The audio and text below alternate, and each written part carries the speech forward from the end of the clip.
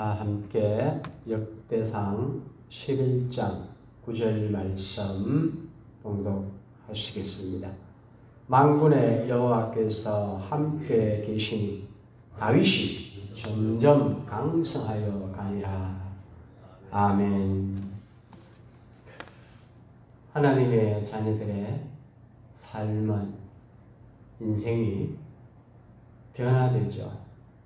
약한 육신의 삶에서 이 땅의 것 바라보고 먹고 입고 마시고 이 땅의 부귀와 이 땅의 영광을 위해서 그렇게 살아갑니다. 대부분의 사람들이고 또 하나님의 사람들도 처음에 은혜를 받았을 때는 여전히 그렇게 살아갑니다. 그러다가 이제 하나님의 성령이 강하게 역사하시고 또 우리의 심령이 하나님의 은혜를 사모하게 되면 우리의 인생이 점점 변해갑니다. 점점 약해지는 그러한 영적으로 약해지는 인생이 아니고 육신적으로 약해지는 인생이 아니고 시간이 가면서 점점 강성하여집니다. 이 강성하다는 단어 안에는 이긴다, 극기한다 이러한 뜻이 포함되어 있죠. 내 자신을 절제하고 또 환경에서 오는 많은 도전들을 극복해 나갈 수 있는 그러한 능력들을 소유하게 됩니다. 그래서 우리 하나님의 사람들은 시간이 가면서 믿음을 가지고 인생을 살아가면서 믿음이 성장한 만큼 점점 우리의 영혼도 육신도 환경도 강성해집니다. 오늘 이 다윗의 삶을 보면은 우리에게 그런 은혜를 보여줍니다. 이 다윗의 삶이 역대상 11장부터 나오게 되죠. 1장에서 9장까지는 역사에 대해서 얘기합니다. 인간의 족보에 대하여서. 그리고 인간의 족보를 쭉 보게 되면 전부 다 범죄합니다. 범죄. 그리고 10장에 보게 되면 사울 왕이 나옵니다. 9장까지 인간의 족보에 대해서 나오다가 10장에 사울 왕에 대해서 나오는데 이 사울 왕에 대해서 사무엘하 3장 1절에 이렇게 말씀합니다. 11장에는 이제 다윗이 나오는데 사무엘하 3장 1절에는 사울의 집과 다윗의 집 사이에 전쟁이 오래되며 다윗은 점점 강하여 가고 사울의 집은 점점 약하여 가니라. 왜 10장에 사울 왕이 나오고 11장에 다윗이 나오고 그 다음에 11장 이후부터는 29장까지는 전부 다윗의 인생에 대해서 얘기합니다. 이 성경이 굉장히 귀한 말씀이잖아요. 말씀 한 절 한 절이 얼마나 귀중하고 그 안에 많은 뜻이 있는지 모릅니다.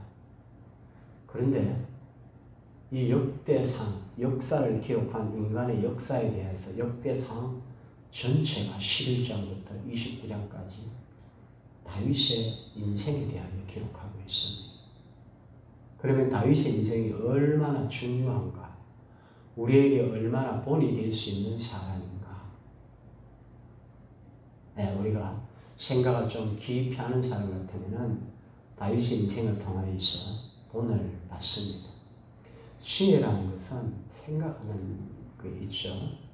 근데 지혜로운 사람들은 깊이 생각합니다. 보고, 듣고, 우리가 말씀을 듣죠. 또 세상을 살아가면서 우리가 사람 살아가면서 저 사람은 미련하고 저 사람은 지혜롭고 그렇게 했더니 저렇게 인생이 저렇게 되고 저렇게 했더니 인생이 저렇게 되고 그것을 보고 본을 받으려고 합니다.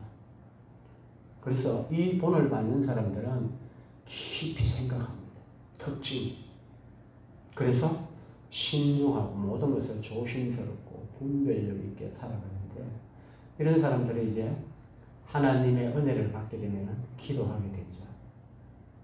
기도하여서 지혜를 받게 되면 하는 일들이 세상에 여러 가지 어렵고 힘들고 함정들이 많이 있지만 극복해 나가고 승리하는 인생을 살게 되죠. 축복을 받는다고. 성경은 복에 대해서 얘기합니다. 복과 저주 두 가지를 얘기하는데 오늘 이 10장의 사울은 저주를 받은 인생이고 하나님의 복을 받았지만 결국은 하나님을 떠나면서 저주를 받은 인생이고 다윗은 하나님의 은혜를 받고 끝까지 복을 받는 사람입니다. 왜 역대상에 다윗과 사울 이 두 사람을 병행해서 10장과 11장에 기록을 했겠느냐. 그래서 왜 그러면은 10장의 사울 왕은 점점 약해졌는가. 거기에 대해 가지고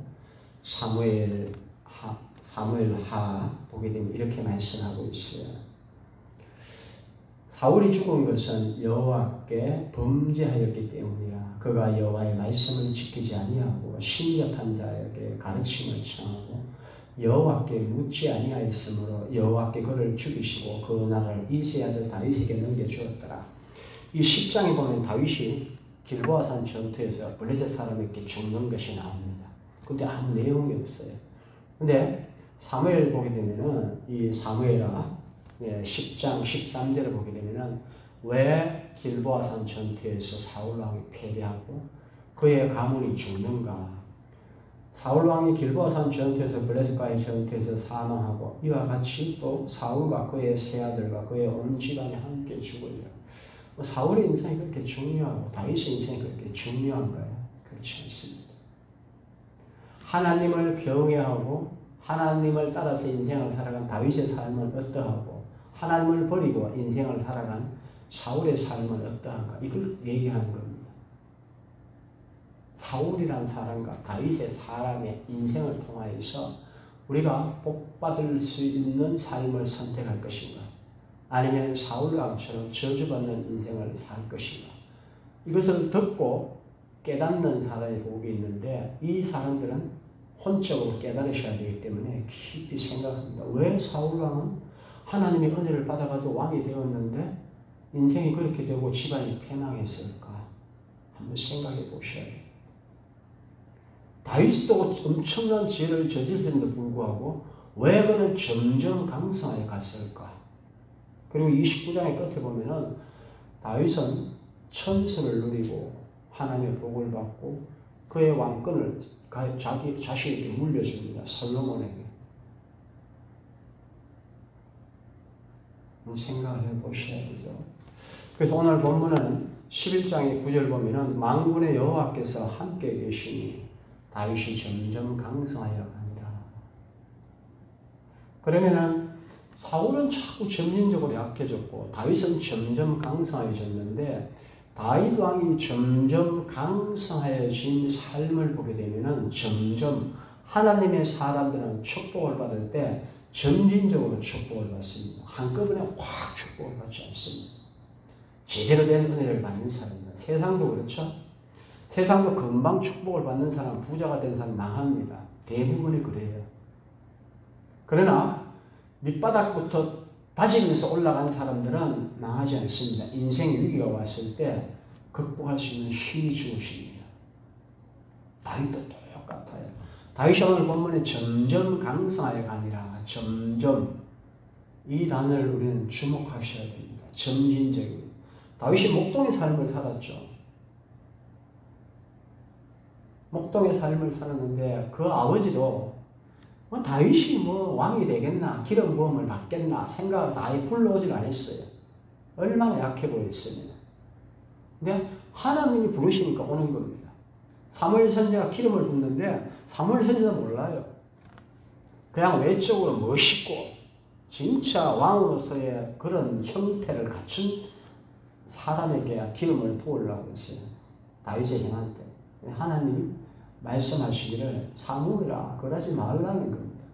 하나님의 음성을 듣지 않으면 말짱흔들이에요. 우리 신앙인들 다 실수한다는 겁니다. 그래서 무엇이든지 하실 때 기도하셔야 돼요. 하나님 이게 맞습니까? 저게 맞습니까?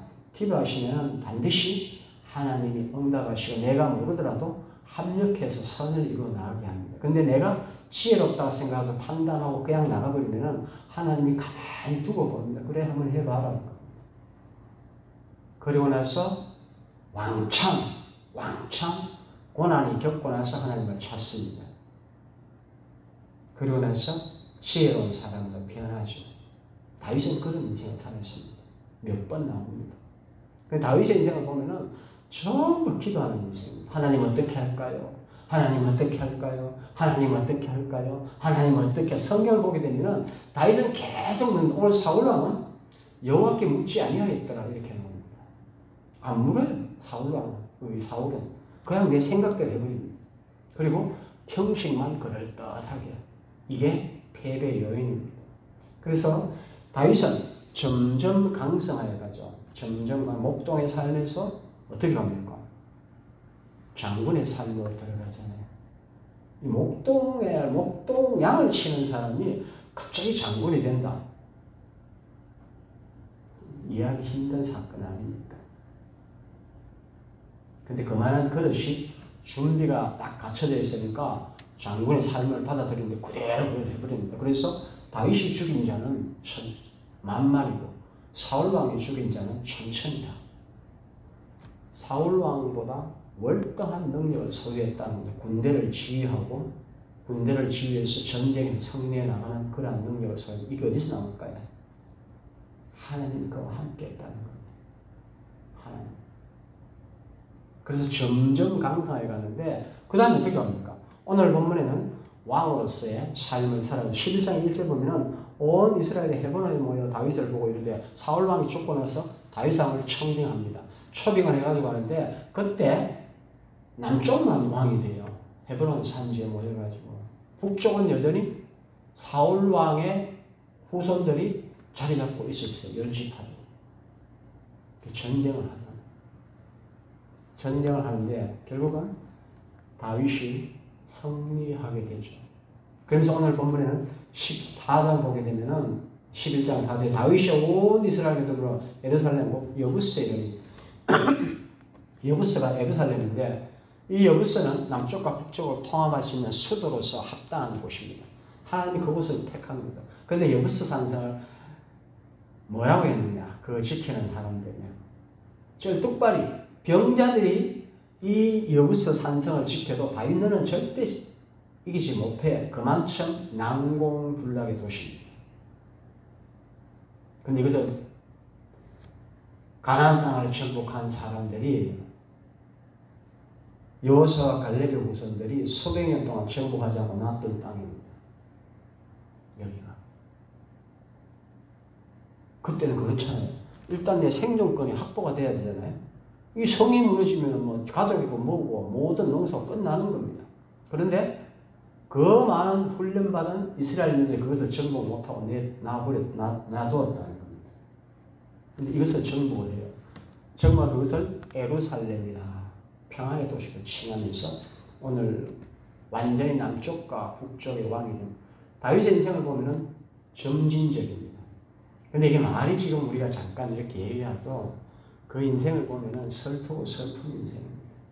왕이 되기 전까지는 사울 왕이 쫓겨가지고 계속 유랑생활을 합니다. 심지어는 블레셋 땅에 가면 나를 좀 도와주지 않을까 혼자 있을 때 이것저것 생각도 안 하고 블레셋 땅으로 망명을 갑니다. 당연히 도와줄 줄 알았죠. 정치적인 망명이니까. 그런데 블레셋 왕의 신하들이 얘기해요. 저자는 우리의 권속들을 얼마나 죽였습니까? 그 한마디 듣고 다윗의 몸이 정신이 완전히 녹아버립니다. 멘붕 상태로 와버립니다. 그래서 하나님께 기도하잖아요. 하나님. 그 다윗이 미친 척을 합니다. 침을 질질 흘리면서 벽에다가 막 끌적합니다. 그래서 왕이 다윗을 데리고 오라고 하니까 다윗이 그런 형태로 나갑니다. 근데 왕이 보고 미쳤다고 쫓아내라고 하는데 이게 쫓아낸다고 살 일입니까? 다윗 왕에 죽은 사람들이 얼마나 많이 있습니까? 쫓아가서 죽여버려요, 다윗은. 근데 거기서 탈출해 나오죠. 하나님이 다윗과 함께했다. 인간적인 거로 봤을 때는 우리가 성경을 보면은 그냥 다윗이 그렇게 하니까 그렇게 나왔네? 미쳐가지고 쫓아냈네? 목숨을 부지하고 나왔던 이유는 하나님이 그와 함께 하시기 때문에 오늘 본문엔 다윗이 여호와께서 함께 하시니 이렇게 나옵니다. 그때부터 그가 이제 계속 하면서 망명생활 땅 있은 400명의 군대가 모이고 그리고 많은 세월이 지나면서 오늘 왕이 됐는데 이후로 다윗의 인생은 어떻게 됩니까? 결국은 내가 먼저 강건해지고 난 다음에 그 다음에 국가를 반석 위에 올리고 난 다음에 그 다음에 이스라엘을 괴롭혔던 사사 시대부터 이스라엘을 괴롭혔던 주변의 족속들을 정복해버립니다. 여러분들도 하나님이 함께해서 점점 강성해지려면 먼저 본인이 복을 받으셔야 됩니다. 은혜를 받고 그 다음에 주변을 통합하시고 그 다음에 적들을 정복해 나가셔야 됩니다. 병법에도 그렇게 나오죠. 성경에 그렇게 나옵니다. 스룹바벨 성전이 건축되고 나서도 성전이 건축되고 나서 그 다음에 뭐라고 그럽니까? 말씀이 성벽이 서고 그 다음에 말씀이 서고 그 다음에 네가 서보게 되면 네가 성전을 건축하는 날 지경을 넓힐 것이라는 겁니다. 여러분의 인생도 그렇고 저의 인생도 그렇고 교회도 그렇고 가정도 그렇고 마찬가지입니다. 하나의 복을 받는 사람이 점진적으로 복을 받게 되는데 내가 먼저 복을 받으셔야 됩니다. 그 다음에 주변으로 사도행전 1장 8절에 뭐라고 하십니까? 너희가 성령을 받은 권능을 받고 예루살렘과 온 유대와 사마리아와 땅끝까지 이르러 이렇게 나옵니다. 성경은 점진적입니다. 성령을 받으셔야지만 하나님의 영을 받아야지만 내가 새로워지고 변화가 되고 능력이 생깁니다. 어둠의 영의 권세를 밟을 수 있는 권세가 생긴다는 거죠. 그래서 이 다윗의 인생을 보게 되면은 그러면은 영적인 삶에 대하여 세 가지를 다윗의 인생은 얘기합니다. 그 다음에 육신적인 삶에 대해 이 다윗이 점점 강성해져 가지고 마지막 29장에 하나의 복을 받고 천수를 누리고 그의 왕권을 솔로몬에게 물려준 이 다윗의 인생 점점 강성하여 간 이 다윗의 인생을 보게 되면은 세 가지입니다. 첫 번째는 하나님을 경외하는 인생이었다. 하나님을 두려워하고 공경하였다는 겁니다. 이게 어디서 나타납니까? 성경에는 많이 나타나지만은 가장 확실하게 나타나는 게 다윗의 인생에 보게 되면은 사울과 함께 쫓길 때입니다. 엔게디 사막과 엔게디 광야와 그 다음에 십 광야에서 두 군데에서 쫓길 때 사울 왕을 죽일 수 있는 기회가 두 번 있었는데 죽이지 않습니다. 하나님이 기름 부은 자를 내가 어떻게 할 것이냐. 사무엘상 26장 11절 보게 되면은 이렇게 말씀합니다. 여호와께서 검하시니 대부분 사람 같은 죽여버립니다. 여기서 하나님이 그를 칠 것이라고 놔둡니다. 절대 악을 악으로 갚지 않습니다. 다윗은 하나님이 칠 것이다. 치지 않는다는 생각은 하지 않습니다.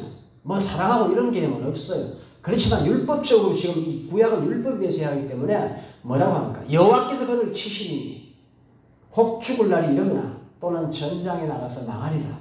그러면서 십광야에서는 창과 물병을 가지고 나옵니다. 첫 번째는 동굴에서 옷깃만 가지고 나오는데 살려주죠. 두 번째는 창과 물병만 가지고 적진이 침대가지고 흔적만 가지고 나옵니다. 그러면서 옆에 있는 부하가 죽입시다. 단칼에 죽여버립시다 하니까 하지 말라. 이게 하나님을 경외하면서 나오는 신앙입니다. 두 번째 보게 되면은 이 다윗이 점점 강성하게 가서 하나님의 복을 받는 이 다윗의 인생을 보면은 말씀을 믿고 기도하는 삶입니다. 그가 왜 기도를 하였는가? 역대상 17장 25절 보면 이렇게 말씀합니다. 나의 하나님이여 주께서 주의 종을 위하여 왕조를 세우실 것을 이미 듣게 하시소. 그가 기름 부음을 받았을 때 네가 왕으로 설 것이다. 목동의 삶을 살 때 그가 사무엘에게 기름 부음을 받을 때 너는 이스라엘의 왕이 될 것이라는 계시를 받았다는 겁니다. 이 계시를 받고 나서 어떻게 하는가? 주의 종이 듣게 하셨으므로 주의 종이 주 앞에서 기도로 간구할 마음이 생겼나이다. 기도할 마음이 생겼다는 겁니다.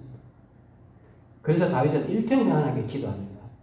무슨 일이 있으면 하나님 이거 어떻게 해요? 어떻게. 그리고 다윗의 인생을 보면 낙심하는 게 없어요. 하나님이 기도를 보고 하나님이 약속을 했기 때문에 나는 반드시 왕이 된다는 겁니다. 여러분들께 하나님 약속받은 게 뭡니까? 있으셔야 돼요. 그거 붙들고 기도하시는 겁니다. 그래서 다윗은 그러면 세 번째 보게 되면은 다윗의 영적인 삶의 세 번째는 선지자들과 함께 했다는 겁니다. 다윗의 인생에 선지자가 두 명 나타납니다. 나단 선지자와 갓 선지자가 두 명 나타나는데 이 나단 선지자와 갓 선지자 보면은 우리아 사건, 바세아 사건 때 나단 선지자가 지적을 합니다. 왕에게.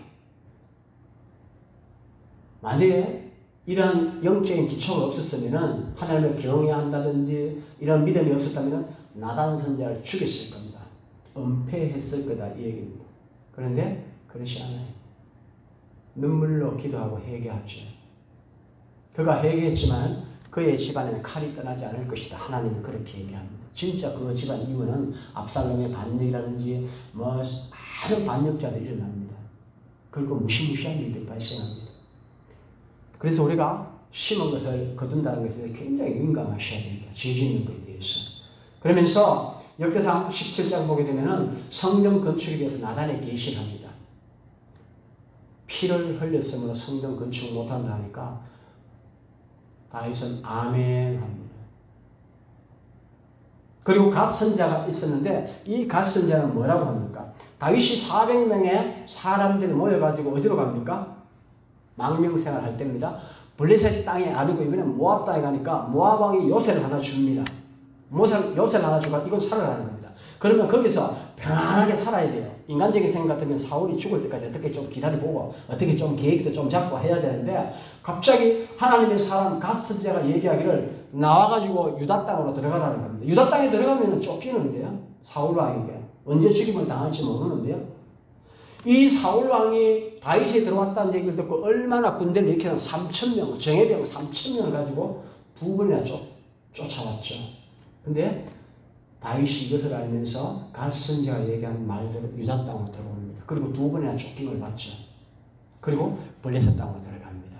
블레셋 땅에서 그 엄청난 시글락 사건이 발생해요. 그 사건이 발생하면서 그 시점에서 블레셋 사람들에게 길보한 산 전투에서 사울 왕이 죽습니다. 10장에 나온 사건이. 그리고 나서 11장의 사건이 발생한 사람들이 다윗을 불러가지고 헤브론에서 왕을 올립니다. 여기서 우리가 볼 수 있는 것은 사울 왕의 이 다윗 왕의 주변에는 항상 이러한 선지자가 같이 있었다는 겁니다. 선지자가 여기서 노라고 얘기를 안 합니다. 다윗 왕은. 근데 우리 인간적으로 봤을 때 당연히 노라고 해야 됩니다. 나단 선지자가 자신의 잘못을 지어서 죽여버려야 되고 은폐했어야 되고 갓 선지자가 유다 땅으로 가라고 했을 때 거기는 내가 죽을 땅에는 안 간다고 했어야 됩니다. 그럼에도 불구하고 갔다는 거죠. 그래서 이 다윗의 인생에 이러한 영적인 기반들이 있었고 점점 강성한 인생을 살아갈 때 그 다음에 자연적인 인간의 삶으로 봤을 때는 다윗의 주변에는 용사들이 많았습니다. 용사들. 오늘 11장 보면 그 얘기를 합니다. 11장 9절 끝나면 10절부터 다윗에게 있는 용사의 우두머리에 일하니라. 이 사람들이 온 이스라엘과 더불어 다윗을 힘껏 도와 나라를 얻게 하고 그를 세워 왕으로 삼았으니 이는 여호와께서 이스라엘에 대하여 말씀대로 하였더라. 하나님이 계속 사람들을 붙인다는 겁니다.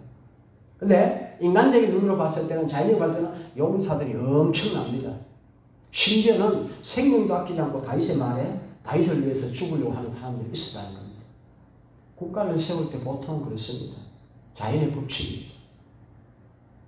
오늘 이 사건 우리가 잘 기억하셔야 돼요. 여러분들이 점점 강성하려고 그러면은 여러분 주변에 사람들이 있어야 됩니다. 사도 바울도 그렇고 예수님도 그렇고 몇 명의 제자에서 12사도에서 72명 사도에서 계속 번성해가지고 지금은 하나님의 사도들 예수 그리스도의 제자들이 얼마나 많은지 모릅니다. 점점 강성하다는 이 단어를 그 단어를 우리 삶에 받아들이려고 하면은 다윗처럼 세 가지의 영적인 기반이 있어야 됩니다. 하나님을 경외하고 하나님의 언약의 계시를 받고 기도하고 선지자들 옆에 주변에 있어야 됩니다. 인간적인 그런 모든 것을. 그러면서 다윗의 삶을 보면은 범죄가 있을 때 철저하게 회개합니다. 인간으로서 죄를 짓지만은 다윗이 진짜 깨달았게 되면은 완전히 회개합니다. 다윗은. 사울은 달라요. 회개하는 흉내만 냅니다. 더 악해집니다. 사울과 다윗의 차이점입니다. 그러면서 다윗은 철저히 인구조사하죠. 인구조사. 거기서 예루살렘의 성전터가 나오게 됩니다. 솔로몬의 성전터죠. 지금 예루살렘입니다. 지금 예루살렘은 누가 짓고 있습니까? 잡고 있어요. 이슬람이 잡고 있습니다. 지금 예루살렘. 거기가 아브라함의 기도터입니다. 이삭을 바친 터입니다. 성경은 은혜 받는 터가 반드시 있습니다. 여러분들 마음대로 신앙생활하는 것이 아니에요. 은혜 받는 터는 성전입니다. 하나님이 계시하는 딱 그 지역이 있어요. 그래서 예수님은 뭐라고 그럽니까? 내 이 터 위에 교회를 세우겠다고. 영적인 싸움이 있을 것이다. 이렇게. 그러나 너희들이 하늘 문을 여는 열쇠를 받았는데 너희들에게 본인에게 의지에 달려있다고 그러잖아요. 터가 반드시 있습니다. 이 솔로몬은 그런 삶을 살아갔는데 그 다음에 보게 되면은 이 다윗은 철저히 순종하는 삶입니다. 성전을 건축하지 말라. 갓 선지자가 그렇게 얘기했을 때 일반 사람 같으면 성전을 건축할 때 내가 왜 하나님 난 돈도 있고 사람도 있고 능력도 많이 있는데요. 좀 나 행색 좀 내고 좀 멋있게 좀 보이고 싶어요 하는데 다윗은 준비만 합니다. 철저하게 있는 힘을 다해서 준비하였다 그렇게 얘기합니다. 그리고 성전 짓는 영광을 솔로몬에게 줍니다. 왜 그랬을까요? 하나님이 그렇게 말씀하시기 때문에. 절제입니다. 성경은. 다윗의 삶에는 영적인 세 가지, 육신적인 삶의 세 가지인데 그 다음에 이 다윗의 인생의 핵심이 뭔가? 말씀이었다는 겁니다. 그래서 다윗의 인생에 대한 핵심을 하나님이 말씀하는데 이렇게 얘기합니다. 역대상 22장 11절에 말씀하면 내 아들아 여호와께서 너와 함께 계시기를 원하며 내가 형통하며 여호와께서 내게 대하여 말씀하신대로 내 하나님 여호와의 성전을 건축하며 자기 아들에게 축복의 말씀을 하는데 여기 다윗의 온 사상이 다 있겠죠. 온 신앙이 다 있겠죠. 오직 말씀입니다. 그러면서 22장 12절 보면은 쭉 얘기하면서 22장 13절 보면은 이렇게 말합니다. 모세를 통하여 이스라엘에게 명령하는 모든 규례와 법들을 삼가 행하며 형통하리니 너는 강하고 담대하고 두려워하고 놀라지 말라. 이거 많이 들었죠. 여호수아와 갈렙이 받았던 말씀입니다. 근데 다윗이 지금 이 얘기를 솔로몬에게 얘기하는 겁니다. 다윗의 인생은 철저하게 말씀을 따라 살아갑니다. 말씀을 깨닫기 위해서 그가 기도하고 말씀을 깨닫기 위해서 그가 경외하는 삶을 살았다는 겁니다. 말씀에 순종하기 위해서 그가 믿음을 가지기 위해서 하나님 기도해서 영권을 받아서 하나님이 다윗아 이렇게 해라 이렇게 해라 이렇게 해라 이렇게 해라 계속 말씀을 받고 그대로 순종에 들어갔죠. 그래서 솔로몬에게도 그 얘기를 합니다. 모세의 율법을 반드시 지켜라 이 얘기입니다. 근데 우리는 율법 잘 안 지킵니다. 은혜 받았으니까 내 마음대로 하면 되지. 아닙니다. 은혜 받은 사람들은 철저히 율법을 이룹니다. 은혜로. 예배 잘 드리고 교회를 잘 섬기고 성도를 사랑하고 절대 내 마음대로 안 합니다. 내 소견에 옳은 대로 행하는 것은 사사시대에 나타난 특징이고 사울왕에게 나타난 특징입니다. 다윗은 절대 그렇게 하지 않습니다. 성전을 건축하지만 안 하잖아요. 그런데 성전 건축을 철저히 성전의 설계도를 하나님께 받았어요. 다윗이. 그 설계도가 솔로몬 성전입니다. 영감을 받았던. 그러면서 얘기합니다. 28장의 10절에 그런즉 이제 너는 삼갈지어다 여호와께서 너를 택하여 성전의 건물을 건축하게 하시더니 힘써 행하라. 그러면서 다시 반복합니다. 너는 강하고 담대하라. 이 일을 행할 때 두려워하지 말며 놀라지 말라 그럽니다.